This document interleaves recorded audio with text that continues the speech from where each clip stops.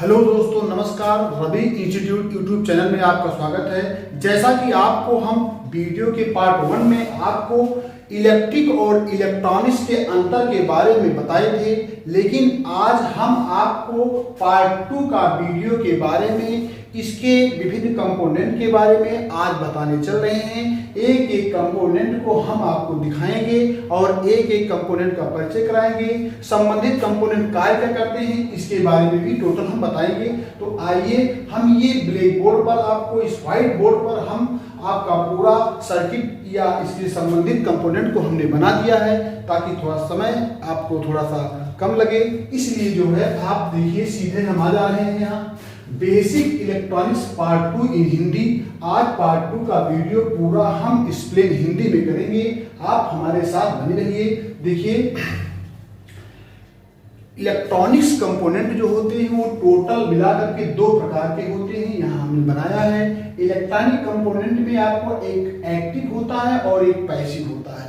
यानी टोटल कोई भी आपका कलर टेलीविजन ले लीजिए, आप लैपटॉप ले लीजिए, आप प्रिंटर ले लीजिए, आप कोई भी कैमरा ले लीजिए, आप मोबाइल ले लीजिए, कोई भी कंपोनेंट आपके 2 कंपोनेंट्स ही कार्य करते हैं। कोई भी प्रोजेक्ट है आपका, लगभग इलेक्ट्रॉनिक्स का 2 कंपोनेंट से कार्य करता है, एक एक्टिव कंपोनेंट और एक पैसिव कंपोनेंट। आइए हम आपको एक्टिव और पैसिव कंपोनेंट के बारे में थोड़ा जानकारी करते हैं। एक्टिव कंपोनेंट जो होता है, यहाँ हम परिभाषित भी किए हैं। एक्टिव, इसके अंतर्गत वे पुर्जे आते हैं जो स्वयं इलेक्ट्रॉनिक क्रिया करते हैं, जो स्वयं इलेक्ट्रॉनिक फंक्शन करते हैं। जैसे आपका यहाँ पर देखिए ट्रांजिस्टर, डायोड और आईसी। हम आपको सबसे पहले ट्रांजिस्टर और डायोड आईसी के बारे में बता दें। देखिए, ये ट्रांजिस्टर है आपका।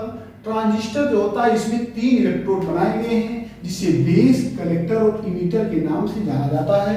बेस, कलेक्टर और इमीटर के नाम से जाना जाता है। ट्रांजिस्टर हम आपको दिखा रहे हैं। ट्रांजिस्टर देखिए आपका, ये आपका ट्रांजिस्टर है। टोटल देखिए, ये आपका ट्रांजिस्टर है और ये भी आपका ट्रांजिस्टर है। ये ट्रांजिस्टर है आपका, देखिए ये आपका ट्रांजिस्टर है। ट्रांजिस्टर टोटल जो होते हैं वो टोटल 2 प्रकार के होते हैं। यहाँ हमने बोर्ड भी बनाए हैं और यहाँ भी आपको हम दिखा रहे हैं। तो ट्रांजिस्टर जो टोटल होता है वो टोटल 2 प्रकार के होते हैं। आप ट्रांजिस्टर बहुत सारे कंपोनेंट में देखे होंगे, जैसे कि हम आपको दिखा दे रहे हैं। देखिए, ये हमारे पास एक पीसीबी पुरानी है। देखिए, ये भी ट्रांजिस्टर लगा है यहाँ। देखिए, ये ट्रांजिस्टर आपका लगा है, यहाँ ट्रांजिस्टर लगा है। इसके बाद हम और दिखा दे रहे हैं ट्रांजिस्टर। देखिए, एक पुरानी किट हमारे पास है, इसमें भी आपका ट्रांजिस्टर यहाँ लगा है। देखिए, ये ट्रांजिस्टर लगा है, ये ट्रांजिस्टर आपका लगा है। ये किट है, इसमें भी ट्रांजिस्टर, बहुत सारे ट्रांजिस्टर लगे। यहाँ भी ट्रांजिस्टर लगा है आपका, यहाँ भी आपका ट्रांजिस्टर लगा है। तो आइए हम ट्रांजिस्टर के बारे में जान लेते हैं। ट्रांजिस्टर जो होता है वो विद्युत धारा का एक मार्गीय चालक होता है, जो विभिन्न प्रकार की इलेक्ट्रॉनिक क्रियाओं को संपन्न कराता है। इलेक्ट्रॉनिक क्रियाएं क्या हैं? जैसे आश्लेषण, कहीं आश्लेषण करना हुआ, कहीं एम्प्लीफिकेशन करना हुआ या कहीं डिटेक्शन करना हुआ, तो ट्रांजिस्टर ये आसानी से कार्य कर सकता है। जैसे कहीं भी आपको, जैसे आप एम्पलीफायर आप देख रहे हैं या आप इन्वर्टर देख रहे हैं, तो इन्वर्टर क्या करता है? इन्वर्टर 12 वोल्ट डीसी सप्लाई को 220 वोल्ट में इसी ट्रांजिस्टर मॉसफेट के और कॉइल के उससे फंक्शन से आपका 12 वोल्ट को 220 वोल्ट में कन्वर्ट कर दिया। अब इन्वर्टर में हम समझ रहे हैं कि इन्वर्टर में ये वोल्टेज बढ़ाने का कार्य कर रहा है, लेकिन कहीं हमें 220 वोल्ट से सप्लाई को रेगुलेट करना हुआ, तो तमाम प्रकार से आप ये ट्रांजिस्टर कार्य करते हैं। कहीं सप्लाई को रेगुलेट करते हैं, कहीं एम्प्लीफिकेशन करते हैं, कहीं अलग करते हैं, सप्लाई को डिटेक्शन करते हैं। तो ट्रांजिस्टर बहुत प्रकार की इलेक्ट्रॉनिक क्रियाओं को संपन्न कराता है। इसमें आपके टोटल 3 इलेक्ट्रोड होते हैं, बेस, कलेक्टर और इमीटर के नाम से जाना जाता है। ट्रांजिस्टर टोटल मिलाकर के अगर देखा जाए तो 2 प्रकार के टोटल होते हैं, यहाँ हमने एक्सप्लेन किया है। एक एनपीएन टाइप और दूसरा पीएनपी टाइप। एनपीएन जो होता है, जैसे इसमें नंबर हमने लिखा BC547, जो जनरल ट्रांजिस्टर है, बहुत मक्खी साइज का ट्रांजिस्टर है, छोटा सा ट्रांजिस्टर है ये। जैसे आपका ये छोटा था, ये छोटा सा ट्रांजिस्टर, ये 47 होगा या 58 होगा, ये छोटा मक्खी साइज का ट्रांजिस्टर है। ट्रांजिस्टर बहुत प्रकार के आते हैं, लेकिन यहाँ एनपीएन में BC547 और BC558 जो होता है वो पीएनपी का कोड है। और भी कई चिन्ह के आते हैं, कई भी आपके अंक के आते हैं ट्रांजिस्टर, जैसे कई कोड के आते हैं। तो इस प्रकार से कोड से भी आप ट्रांजिस्टर को पढ़ सकते हैं। लेकिन बीसी जो होता है, कभी कभी ट्रांजिस्टर ये होता है जैसे 2SA 1015, तो ये पीएनपी ट्रांजिस्टर है। 2SA 1815 ये एनपीएन है। इस प्रकार के जैसे BC 547, BC 548, KTD 880, 2N5296, ये आपके एनपीएन के उदाहरण हैं। एनपीएन का पूरा नाम निगेटिव पॉजिटिव नेगेटिव है। इसका कार्य कैसे करता है, इसके कलेक्टर पर धन सप्लाई दी जाती है, इमीटर को ऋण दिया जाता है और बेस पर पॉजिटिव सप्लाई के साथ कुछ सिग्नल हम दे देते हैं, तो ये ट्रांजिस्टर आपका कार्य करने लगता है। ये ट्रांजिस्टर आपका कार्य करने लगता है। बेस के साथ आपके इसके बेस पर यहाँ सिग्नल दे देते हैं और कुछ प्लस सप्लाई देते हैं, तो ये ट्रांजिस्टर आपका कार्य करने लगता है। इस प्रकार आपका एनपीएन आपका पूरा हो गया। हम पीएनपी के बारे में बता रहे हैं, पीएनपी के बारे में आपको बता रहे हैं। देखिए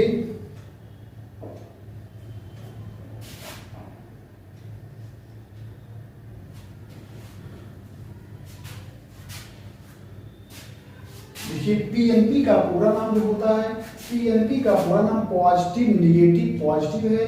इसके इमीटर पर धन, देखिए यहाँ हमने बनाया है, इसके इमीटर पर धन सप्लाई, कलेक्टर पर ऋण सप्लाई और बेस पर सिग्नल के साथ थोड़ी ऋण सप्लाई दी जाती है।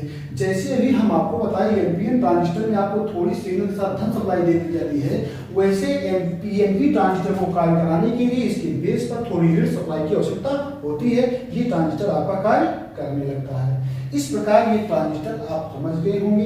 ट्रांजिस्टर केवल एक बार फिर से एक्सप्लेन कर रहे हैं शॉर्ट रूप में। ट्रांजिस्टर दो प्रकार के होते हैं, जिसमें आपका एनपीएन और पीएनपी। एनपीएन का पूरा नाम निगेटिव पॉजिटिव नेगेटिव है, पीएनपी का पूरा नाम पॉजिटिव नेगेटिव पॉजिटिव है। ये आप पढ़े होंगे, और ये आप नहीं जानते हैं तो हमारे वीडियो में सपोर्ट करिए, देखिए वीडियो को, आपको अच्छा लगे तो। इस प्रकार से आप डायोड के बारे में आइए। देखिए आज हम ये आपके हर इंटरव्यू में, कहीं भी आप इलेक्ट्रिक डिप्लोमा किए हैं, कहीं भी इंटरव्यू में जाते हैं तो आपसे इसमें से आपको एक दो सवाल जरूर पूछे जाते हैं। हर इंटरव्यू में आपको सवाल पूछे जाते हैं। इसलिए अगर ये पार्ट 2 का वीडियो आप हमारा देख लेंगे तो शायद आपको क्वेश्चन लगाने में या इंटरव्यू देने में दिक्कत ना हो। 1 2 क्वेश्चन 3 क्वेश्चन आपको आराम से मिल सकते हैं। यहाँ तक कि प्रतियोगी परीक्षाओं में भी बेसिक इलेक्ट्रॉनिक्स से कुछ सवाल पूछे जाते हैं। अभी हम आपको आगे दिखाते हैं। आपको आ जाते हैं डायोड पर। डायोड हम आपको पहले दिखा देते हैं।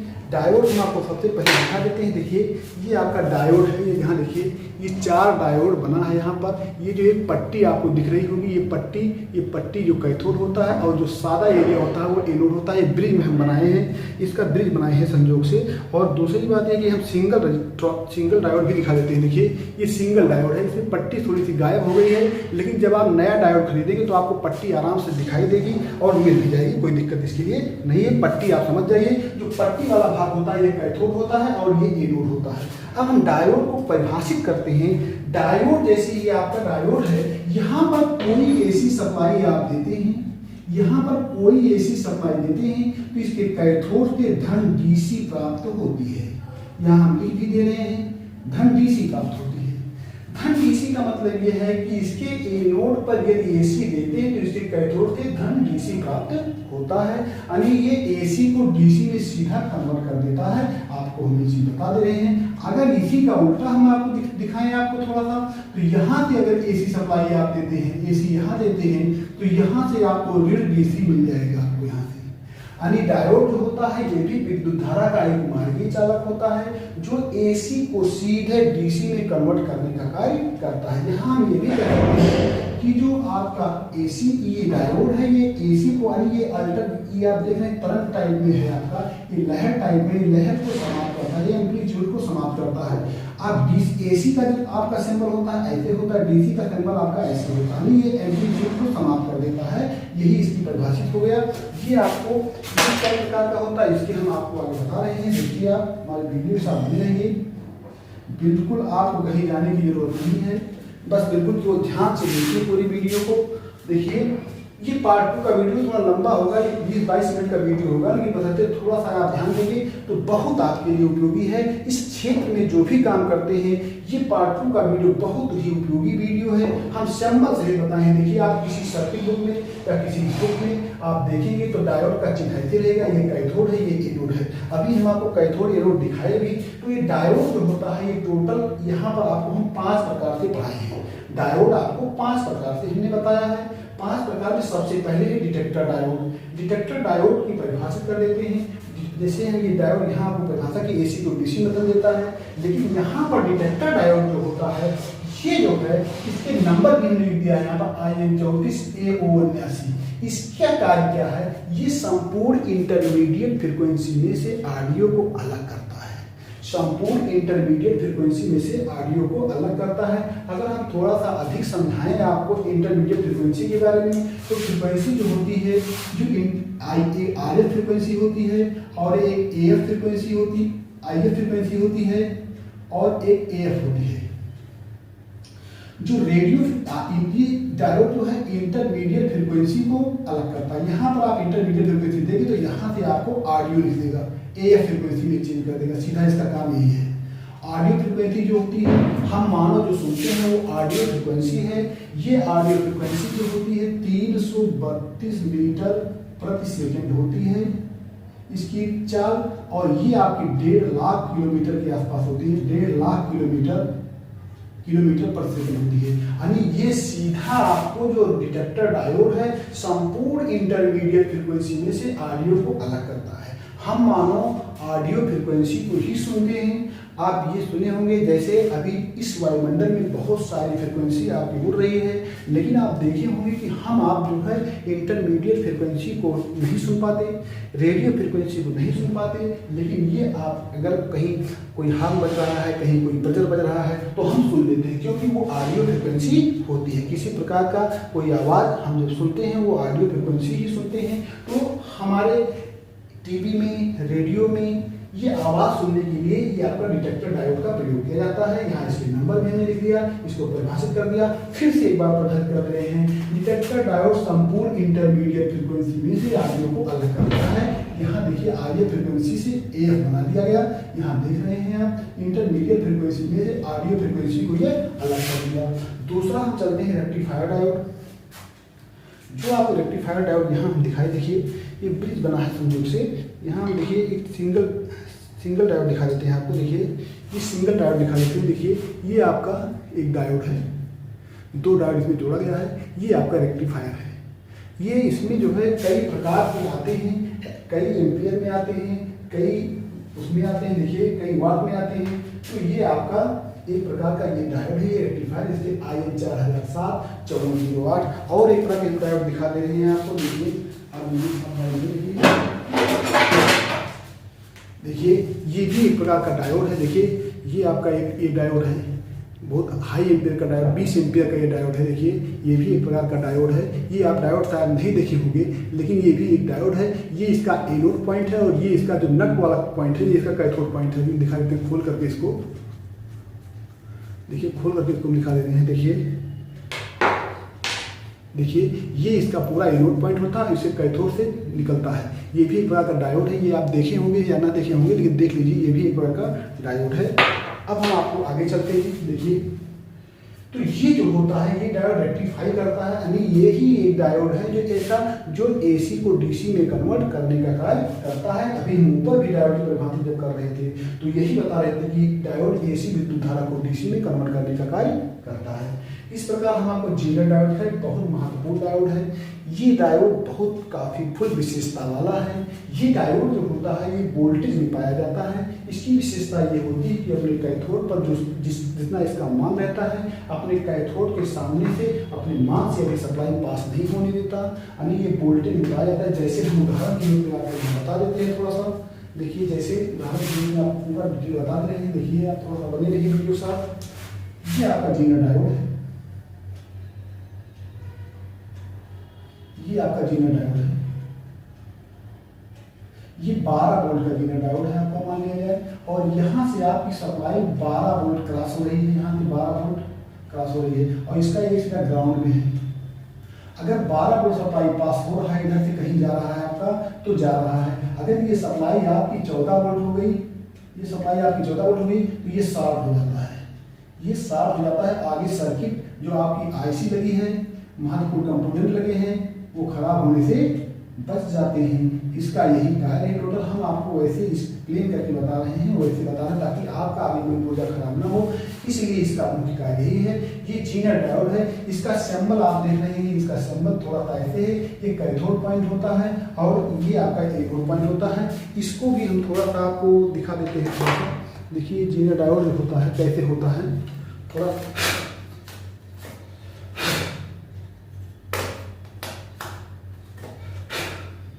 देखिए जीनर डायोड हम आपको दिखा रहे हैं, आप पहचान लीजिए थोड़ा सा।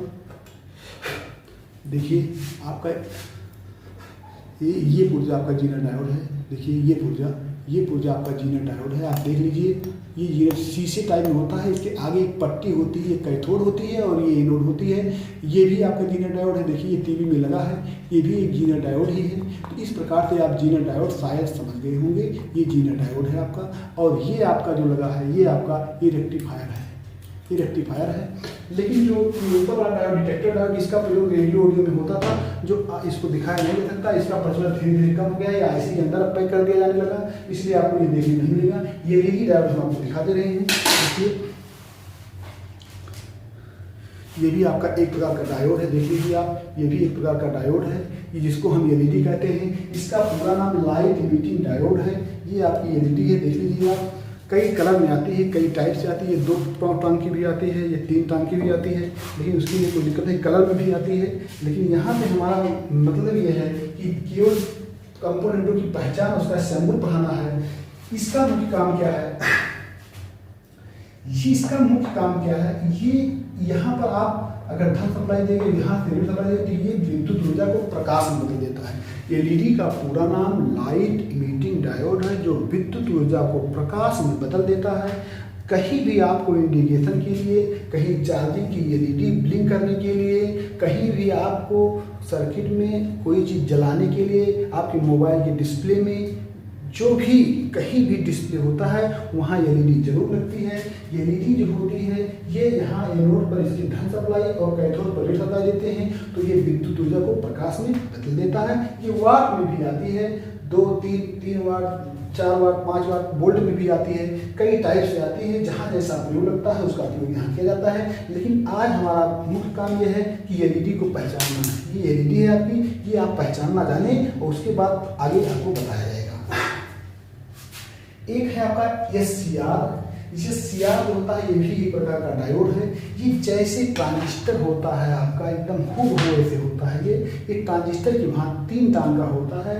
इसकी विशेषता ये है कि इसके एनोड पर दी गई एसी सप्लाई इसके कैथोड से धन डीसी तब तक नहीं निकलती जब तक इसके गेट पर गेट इंपल्स नहीं दी जाती। यानी गेट क्या होता है, इसका आगे आपको जब एसएमपीएस सर्किट पढ़ाया जाएगा या एससीआर सर्किट पढ़ाया जाएगा, पावर सप्लाई पढ़ाया जाएगा, तो इसमें वो लगा रहता है, आगे आपको बताया जाएगा। अब देखिए ये एससीआर इसका पूरा नाम सिलिकॉन कंट्रोल रेक्टिफायर है। यानी इसके गेट पर गेट इंपल्स दी जाएगी, तब ये अपने कैथोड से डीसी प्राप्त होगा। इसका सिंबल भी देख लीजिए, सिंबल वैसे सभी का आप देख लीजिए, सिर्फ इसका स्क्रीनशॉट भी ले सकते हैं। हम पूरा डिटेल इसका समझा रहे हैं, आप देखिए ध्यान से।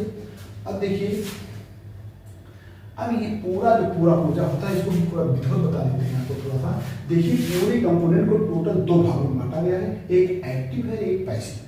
एक्टिव का मतलब ये होता है कि जो कुछ करे वो एक्टिव है। जैसे आप कहीं भी आप जाते हैं, कोई मिस्त्री होता है तो वो कुछ करता है, कोई मकान बनाता है, कोई गाड़ी बनाता है या कुछ भी बनाता है, तो वो एक्टिव होता है। और जो पैसिव होते हैं, जो उनके पीछे लेबर लगे होते हैं, वो पैसिव कंपोनेंट होते हैं। तो ये आपका मिस्त्री जो है ये पूरा मिस्त्री है, और ये जो इसके सहयोग कर रहे हैं ये पूरा इसके लेबर की श्रेणी में आते हैं, जिसको हम अपनी भाषा में कह सकते हैं ये आपका जो है ये ऊर्जा आपका पूरा ये लेबर है, इसको हम लेबर कह सकते हैं। यहाँ देखिए, यहाँ लेबर कह सकते हैं, इसको मिस्त्री भी कह सकते हैं, अपनी भाषा में कोई दिक्कत नहीं है। ये लेबर है और ये मिस्त्री है। तो ये लेबर जो होता है क्या करता है, ये पैसिव कंपोनेंट की श्रेणी में आता है। जो ये रेजिस्टेंस है, कंडेंसर है और ये कॉइल है, ये टोटल जो हो ये इसकी मदद करते हैं। कोई सप्लाई देता है, कोई सिग्नल दे रहा है, कोई बूस्ट सप्लाई दे रहा है, तो ये इसकी आईसी ट्रांजिस्टर डायोड सब काम कर रहे हैं। देखिए लेकिन अभी तो आपका एक छूट गया एक पॉइंट, इसमें एक आईसी लगी है और चिप लगी है, इसका बड़ा हमने भूल गए भाई। इसके लिए आप देख लीजिए, ये आईसी होती है, आईसी हम आपको दिखा देते हैं। देखिए ये आपका पुर्जा आईसी है, देख लीजिए आप, ये आपकी आईसी है, ये आपकी आईसी है। इस पर एक सिंगल लेयर की आईसी लगी है, देखिए सिंगल पिन की। उसके बाद हम यहाँ भी आपको दिखा देते हैं। देखिए ये भी आपकी एक आईसी है, ये भी एक आईसी है। तो ये आपकी टोटल आईसी होती है।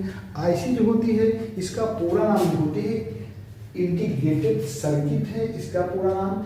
इसमें जो है पिने निकली होती है, अभी हम आपको दिखाए, लेकिन इसके आगे और हम अगर पढ़ें तो चिप होती है। ये चिप आप देख रहे हैं, चिप मोबाइल में प्रयोग होता है। देखिए ये मोबाइल में जो ये आपकी ये कंपोनेंट है आपके, ये चिप है टोटल, ये चिप टाइप की आईसी है। इसके पिने नीचे बाल होती है, उसको असेंबली के द्वारा सोल्ड किया जाता है। इस चिप में यहाँ हम बाल बनाए हैं, ये चिप टाइप आईसी है और ये पिन टाइप आईसी है। आपको यहाँ आप देख रहे हैं, ये चिप टाइप आईसी है, ये भी आपकी चिप टाइप आईसी है, ये भी चिप टाइप आईसी है और ये पिन टाइप आईसी है। देखिए ये पिन टाइप आईसी है, आप देख रहे होंगे। तो इस प्रकार आपको हमारे ख्याल से देखिए ट्रांजिस्टर, डायोड और आईसी का बेसिक कंपोनेंट समझ में आ गया होगा। अब हम चलते हैं इस पैसिव कंपोनेंट जो लेबर के कंपोनेंट है, इस पर हम चलते हैं। देखिए इसके अंतर्गत वह पुर्जे आते हैं जो एक्टिव कंपोनेंट की क्रिया करने में सहायता प्रदान करते हैं, यानी ये इसकी मदद करते हैं। जैसे पहला पुर्जा है रेजिस्टेंस। आपको हम रेजिस्टेंस दिखा दे रहे हैं। देखिए रेजिस्टेंस कैसे होता है, ये आपका पुर्जा जो होता है, आप पहचान रहे होंगे, कलर वाला बहुत सारा यूज होता है, ये रेजिस्टेंस है। वैसे रेजिस्टेंस को देखा जाए तो ये भी आपका एक रेजिस्टेंस है, ये परिवर्तनशील रेजिस्टेंस के अंतर्गत आता है। और आपका ये भी आपका देखिए, ये भी एक रेजिस्टेंस है, परिवर्तनशील रेजिस्टेंस है।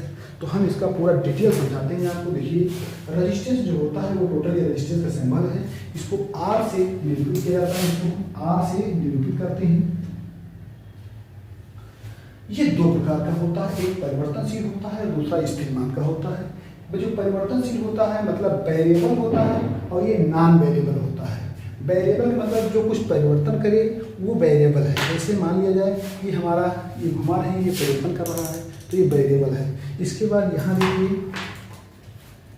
ये देखिए यहाँ इसमें आपका ये प्रीसेट टाइप में है, ये भी वेरिएबल है। यहाँ घुमाएंगे इसको तो ये घूमेगा आपका, देखिए ये घूम रहा है, ये चीज़ घूमता है। तो जब जो घूमता है तो इसमें 3 पॉइंट होते हैं। देखिए 3 पॉइंट, तो यहाँ धन दिए, यहाँ ऋण दिए, तो इससे वेरिएबल वोल्टेज इससे पिन से निकलता है। 3 पिन का होता है वेरिएबल। जैसे देखिए ये भी आपका देखिए 3 पॉइंट का है, ये भी आपका 3 पॉइंट का है, और ये भी इसका 3 पॉइंट का है। और इस पर इसके मान भी अंकित होते हैं, ये भी ध्यान दीजिए। जैसे 10 के का ये प्रीसेट है, तो यहाँ पर हमने बताया है ये आपका कंपोनेंट प्रीसेट है। और जो ये आपका बना है ये वाला पुर्जा, यहाँ पर हम टोन के रूप में लिख दिए हैं। यहाँ में टोन और प्रीसेट देखना क्योंकि यहाँ लिख दे रहे हैं, इसको हम कहते हैं टोन, और इसको कहते हैं प्रीसेट, इसको प्रीसेट कहते हैं। ये प्रीसेट है और ये टोन है। यानी टोन जो नॉब जिसमें लगे होते हैं, जिसको उपभोक्ता यूज करता है, वो टोन की श्रेणी में आता है। जैसे हम और आपको डिटेल दिखा देते हैं। देखिए जैसे ये हमारी असेंबली मशीन है, यहाँ देखिए टोन ही लगा है, ये आपकी टोन ही लगा है। ये आप घुमाते हैं, इससे आपका हीटर बढ़ जाता है, ये घुमाते हैं तो इससे आपका एयर बढ़ जाता है। तो ये टोन ही एक प्रकार का है और कोई बात नहीं है। इस प्रकार से आप जान गए कि टोन प्रीसेट मतलब वेरिएबल रेजिस्टेंस की श्रेणी में आता है। इसके बाद आपका आ गया स्थिर मान के रेजिस्टेंस। स्थिर मान के रेजिस्टेंस में जैसे आपको हम दिखाए अभी, ये आपका फिक्स मान का कंडेंसर है, ये आपका फिक्स मान का रेजिस्टेंस है। इसमें आपके कई टाइप से आते हैं, जैसे हम आपको दिखा रहे हैं, एक कार्बन प्लेट रेजिस्टेंस है। कार्बन प्लेट रेजिस्टेंस का प्रयोग कहाँ किया जाता है, जैसे आपको दिखा दें। देखिए ये मोबाइल की प्लेट है, यहाँ पर ये कार्बन प्लेट रेजिस्टेंस यहाँ पे लगा। देखिए ये कार्बन प्लेट रेजिस्टेंस लगा है, ये पूरा धारी बनाई गई है, पट्टी बनाई है, कार्बन प्लेट की बनाई गई है। इस प्रकार से इधर देखिए ये भी आपकी लिखाई बनाई गई, धारी बनाई गई, इस पर कार्बन से सलाखा गया है, इसको आप देख सकते हैं। ये कार्बन प्लेट रेजिस्टेंस से पूरी कीपैड इसकी बनाई गई है। तो ये कार्बन प्लेट रेजिस्टेंस है, जैसा कि यहाँ हम बताए। यानी इसको हम परिभाषित अगर करें तो इस प्रकार के रेजिस्टेंस को प्लेट में ही कार्बन से एक सलाख कर बना दिया जाता है। ये इसको चेंज नहीं किया जा सकता, इसको अब इसका प्रयोग भी आजकल नहीं होता। अगला आ गया आपका wire one resistance. Wire one resistance हम आपको दिखा दे रहे हैं। देखिए ये आपका वायर 1 रेजिस्टेंस है, ये भी आपका वायर 1 रेजिस्टेंस है। देखिए ये वायर 1 रेजिस्टेंस है। और हम जाके यहाँ पे दिखा रहे हैं, देखिए ये आपका वायर 1 रेजिस्टेंस। देखिए इस पर इसका मान भी लिखा होगा, इसका मान है 39 ओम और 5 वाट का। ये 5 वाट 39 ओम और 5 वाट का ये आपका वायर 1 रेजिस्टेंस है। इसमें देखिए आप, ये पोर्सलिन का एक पत्थर है, इसके दोनों किनारे एक पिन लगी है और ये पिन आकर के इस प्लेट में लग जाती है। तो जब कोई यहाँ सप्लाई दी जाती है तो इधर से ये हरासमेंट होकर के निकलता है। तो शायद आप वायर 1 रजिस्टर यहाँ सिंबल बना दिया है, इस पर इसके कोड में लिख दिया है। इसके बाद आ गया carbon colour resistance. Carbon colour resistance आपका ये है, इस पर पढ़ने के लिए इस पर धारियाँ बनी होती हैं और सबसे अधिक प्रयोग इस रेजिस्टेंस का होता है। हम आइए किसी प्लेट पर दिखा देते हैं। देखिए सबसे ज़्यादा ये सब रेजिस्टेंस आपके लगे हैं, ये सब टोटल रेजिस्टेंस है आपके। देखिए ये टोटल सबसे अधिक प्रयोग रेजिस्टेंस का होता है। ये भी आपका रेजिस्टेंस है, ये भी रेजिस्टेंस है, ये भी रेजिस्टेंस है। तो ये रेजिस्टेंस है आपका। रेजिस्टेंस आपको हमने लिखा दिया, इसका अंत पढ़ना आपको आगे वीडियो में बताया जाएगा कि इसको कैसे इसकी वैल्यू क्लियर की जाए। इसके बाद आपका आ जाता है एसएमडी रेजिस्टेंस। एसएमडी रेजिस्टेंस, इस पे देखिए, इस पे लिखा है 102। इसका भी कोड आपको आगे बताया जाएगा। जैसे ये आपका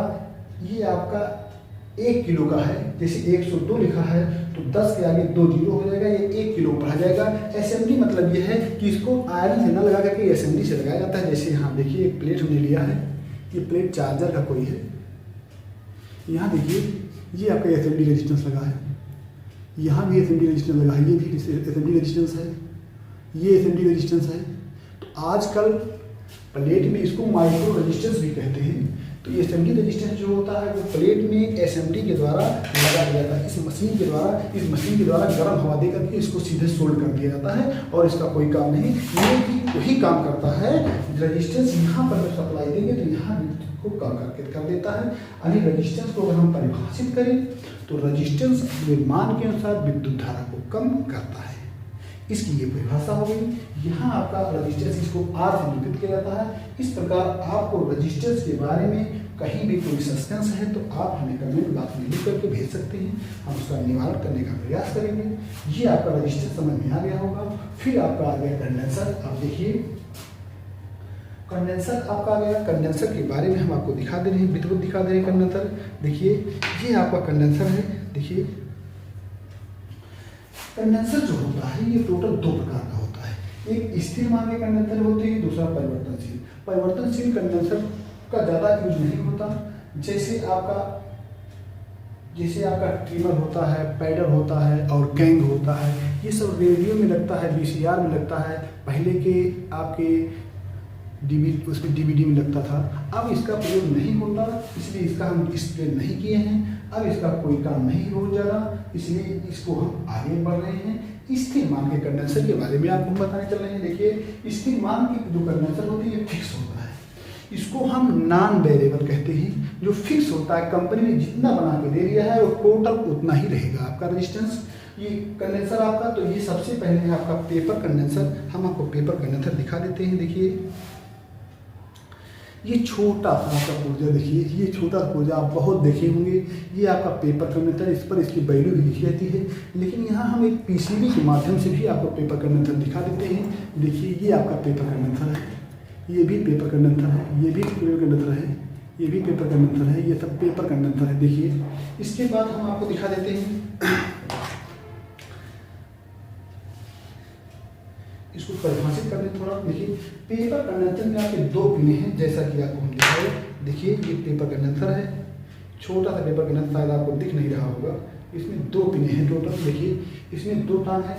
इस प्रकार की कंडेंसर को 2 सुचालक की पत्ती, 2 सुचालक पत्तियों के बीच में डाई इलेक्ट्रिक मटेरियल के रूप में पेपर डालकर बनाया जाता है, जिसमें कोई पोलरिटी नहीं होती। इस कंडेंसर को चाहे आप ऐसे लगा दो और चाहे इसको घुमा करके आप ऐसे लगा दो। लेकिन ये कंडेंसर ये 50 वोल्ट तक के लिए ओनली उपयुक्त होता है, इससे ज़्यादा वोल्टेज के लिए उपयुक्त नहीं होता, जैसा कि सर्किट में आपको दिखाई।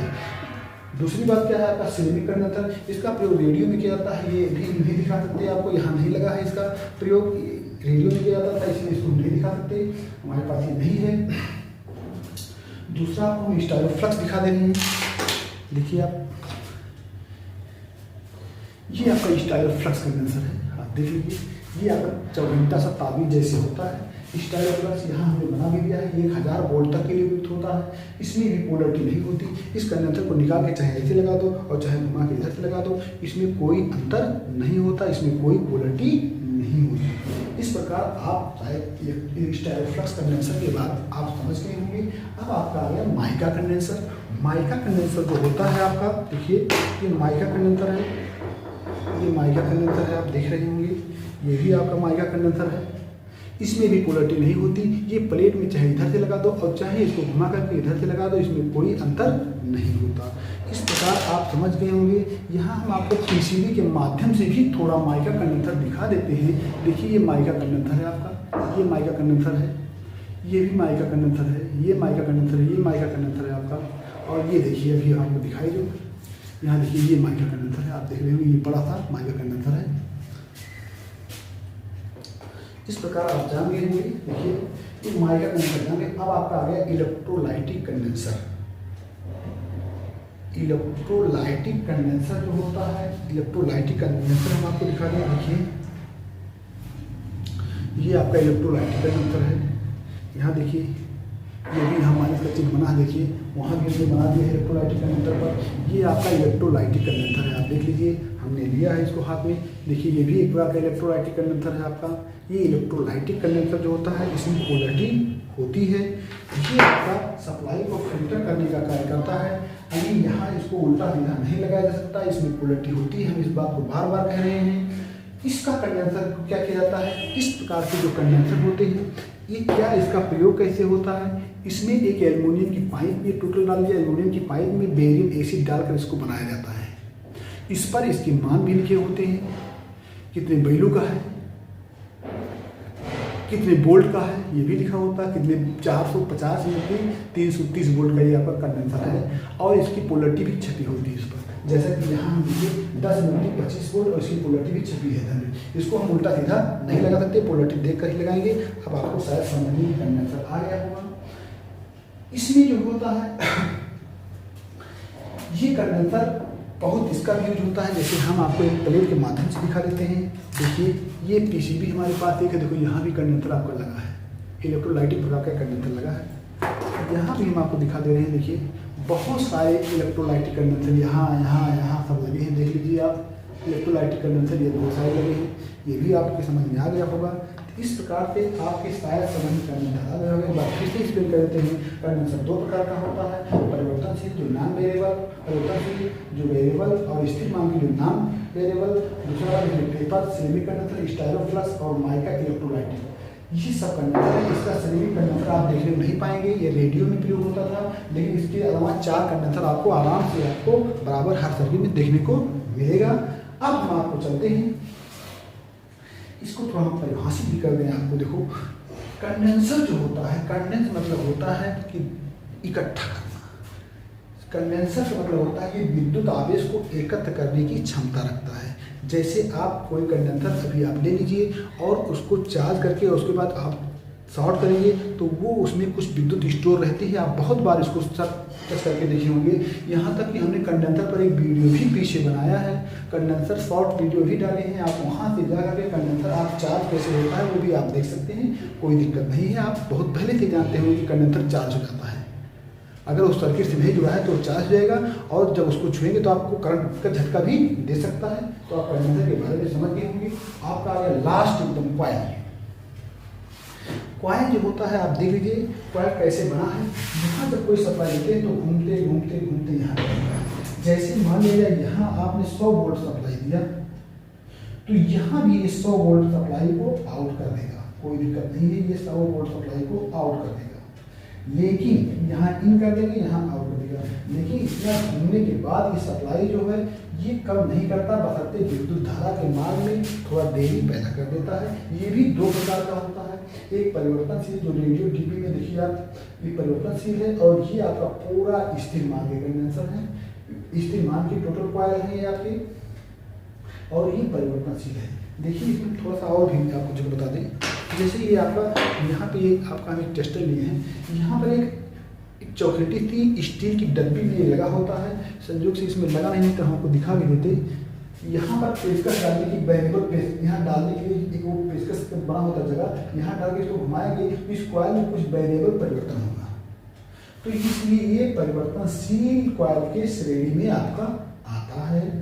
इसमें बहुत तरह के कॉइल होते हैं, लेकिन यहाँ पर एक कापर तार है और ये फायरर रॉड है। आप फायरर रॉड देखे होंगे, आपके रेडियो में प्रयुक्त होता है, या आपके जो शुष्क सेल होते हैं आजकल, उसमें आपका बीच में जो एक रॉड पड़ा होता है वो फायरर रॉड होता है। उसी फायरर रॉड पर एक कापर का तार लपेट दिया जाता है, और जब उस रॉड में आप इसको फायरर रॉड को आगे पीछे करते हैं तो इस कॉइल में कुछ मैग्नेटिक परिवर्तन होते हैं। ये आप पहले से ही जाने होंगे। इस प्रकार ये भी आपके परिवर्तनशील कॉइल के श्रेणी में आता है।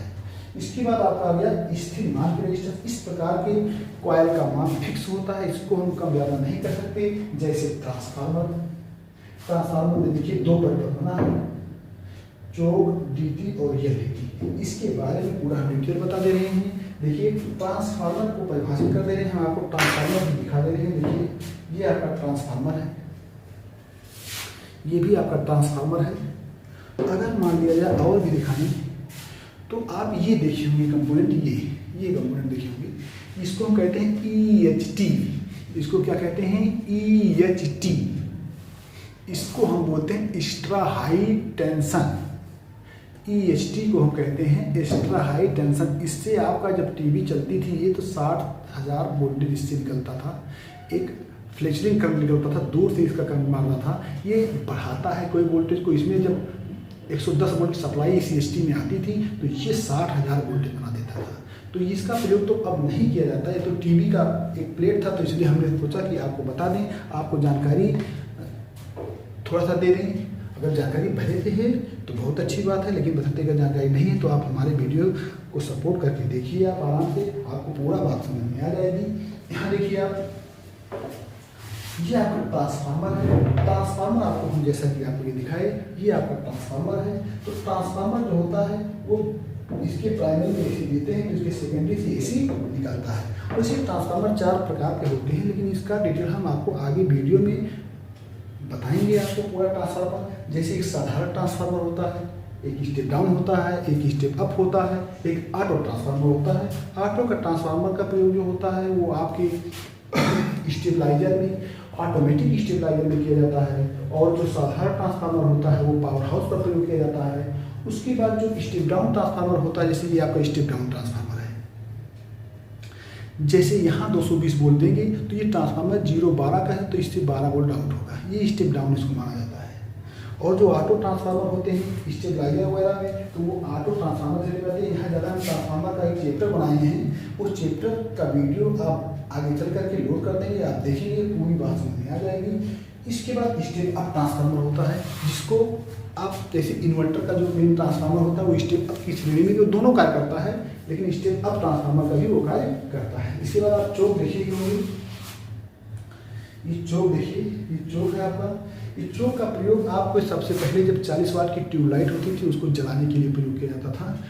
इस ट्यूबलाइट को जलाने के लिए एक चौक लगता था। अभी हम इसका कनेक्शन इसी समय बता देते हैं। देखिए चौक हमारे पास है नहीं, लेकिन उसका अब तो LED टिप चल गई, इसलिए इसका काम खत्म हो गया, लेकिन हम इसका कनेक्शन बता देते हैं। देखिए ट्यूब का कनेक्शन जो है, ऐसी आपकी ट्यूबलाइट होती थी। आप थोड़ा जल्दी से बना के आपको बता दें, ये ट्यूबलाइट होती थी और यहाँ आपका एक चौक लग जाता था, यहाँ आपका चौक लग जाता था। ये चौक होता है, इसमें आपकी कॉइल भरी रहती थी, यहाँ कॉइल। अब यहाँ पे क्या होता था, यहाँ पे आप एक सप्लाई देती थी, यहाँ एक सप्लाई देती थी। तो एक सप्लाई आपकी यहाँ से होकर के देखिए,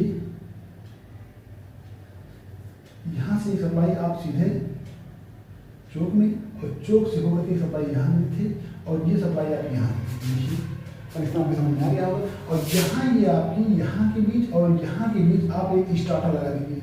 क्या लगा दीजिए? स्टार्टर लगा दीजिए। यहाँ पर स्टार्टर जब इसका दोनों तार से छुआ करके हटा देंगे, आपकी ट्यूबलाइट जल जाएगी। इस 40 वाट ट्यूबलाइट का कनेक्शन है, जहाँ हम आपको चौक का प्रयोग करके दिखा रहे हैं। इसीलिए हम इसको बना दिए सर्किट को, थोड़ा जल्दी में बना दिए सर्किट को, इसीलिए आप इसको थोड़ा सा समझ जाइए कैसे कनेक्शन होता है ट्यूब का। यहाँ पर आपकी सीधे सप्लाई चौक के माध्यम से दी जाती है, यहाँ सीधे सप्लाई दे दी गई। अगर ध्यान ये रखना है, यहाँ सप्लाई दे रहे हैं, यहाँ नहीं देना है। इसके सेंटर पॉइंट पर ही सप्लाई देना है आपको। ये बात आपको शायद समझ में आ गई होगी। अब हम आपको आगे चलते हैं। देखिए आगे चलते हैं, आपको दिखाते हैं। ये डीटी होती है। डीटी मतलब होती है एक डाइवर्ट ट्रांसफार्मर, जिसका प्रयोग आपको एम्पलीफायर में किया जाता है। एम्पलीफायर में दो डीटी होती है, एक इनपुट डीटी होती है, एक आउटपुट डीटी होती है। इनपुट डीटी जो है सिग्नल को निकाल के फिर आउटपुट डीटी देती है। आउटपुट डीटी से हमारा स्पीकर जुड़ जाता है, तो हमारा ये आपका आवाज़ आपको आने लगती है। हार्म आपको आउटपुट डीटी से ही जुड़ा होता है। दूसरी बात क्या है, इस डीटी का पूरा नाम है ड्राइवर ट्रांसफार्मर। ड्राइवर मतलब थोड़ा ड्राइव कर देता है सिग्नल को, यानी अपने प्राइमरी सेकेंडरी में ड्राइव करके सिग्नल को भेज देता है। दूसरा है आपका एल डीटी जो होता है, ये डीटी जो है ऑडियो सिग्नल को प्रोसेस करती है। ये भी ध्यान थोड़ा सा हमारे ध्यान से उतर गया था। डीटी का पूरा नाम ड्राइवर ट्रांसफार्मर है। यह ऑडियो सिग्नल को अपने प्राइमरी सेकेंडरी में भेजता है। जैसे ये एसी विद्युत धारा को ट्रांसफार्मर भेज देता था, वैसे डीटी ऑडियो सिग्नल को अपने प्राइमरी से सेकेंडरी में भेजने का कार्य करती है। बनावट सिंबल सेम यही प्रकार का है। इसी प्रकार आपका एलडीटी है। एलडीटी का भी सिंबल आपका ऐसे ही होता है। एलडीटी का पूरा नाम होता है लाइन ड्राइवर ट्रांसफार्मर। एलडीटी का जो पूरा नाम होता है वो लाइन ड्राइवर ट्रांसफार्मर होता है। जैसे हम आपको दिखा दे रहे हैं, देखिए ये भी शायद निकल गया है, ऐसे कुछ होता, ऐसे होता था लेकिन धरती पे निकल गया है। एलडीटी जो होता है, एलडीटी का पूरा नाम लाइन ड्राइवर ट्रांसफार्मर है। ये है अपने प्राइमरी से सेकेंडरी में, जैसे ये प्राइमरी है, ये प्राइमरी है और ये सेकेंडरी है, ऐसे सेम इसकी भी बनावट होती है। ये अपने प्राइमरी से सेकेंडरी में 15,625 साइकिल प्रति सेकेंड की हॉरिजॉन्टल फ्रीक्वेंसी को भेजने का कार्य करता है। यानी इस प्रकार से हम पूरा आपको इस कॉइल की स्प्रिंग के बारे में बताए, फिर कंडेंसर के बारे में बताए, फिर रेजिस्टेंस के बारे में बताए, आईसी के बारे में बताए, डायोड के बारे में बताए, ट्रांजिस्टर के बारे में बताए। इस प्रकार ये पार्ट 2 का वीडियो आप पूरे इलेक्ट्रॉनिक्स की रीढ़ है। अगर आपको ये पार्ट 2 का वीडियो समझ में आ गया तो इलेक्ट्रॉनिक में आप इन्वर्टर, स्टेबलाइजर, आप लैपटॉप, टीवी, सारे सिस्टम को आप आसानी से किसी भी सर्किट को समझ सकते हैं। इस प्रकार आप हमारे वीडियो को आपको अच्छा लगे तो हमारे चैनल को लाइक करें, सपोर्ट करें। धन्यवाद।